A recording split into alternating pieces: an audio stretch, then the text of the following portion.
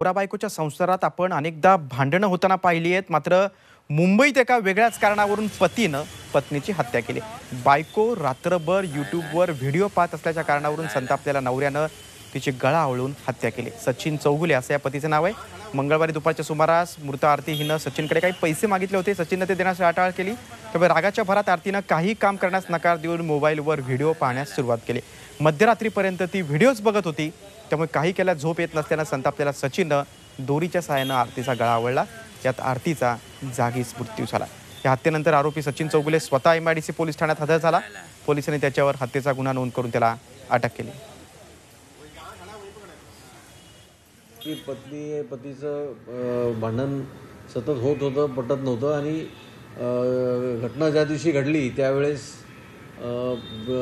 पत्नी त्याची जी आहे ती सतत इंटरनेट टीव्हीवर यूट्यूब किंवा असे वेगवेगळ्या चॅनल्स काहीतरी पाहत होती अशी त्यांनी माहिती सांगितलेली आहे. आणि त्याचे झोपेत डिस्टर्ब झालं, ती यूट्यूब का पाहती सारखं असं त्यांनी त्याला विचारले असं दोघांचे भांडण झाले आणि त्या भांडणाच्या पर्यवसानातून त्यांनी तिची हत्या केली असं त्यांनी सांगितलेलं आहे.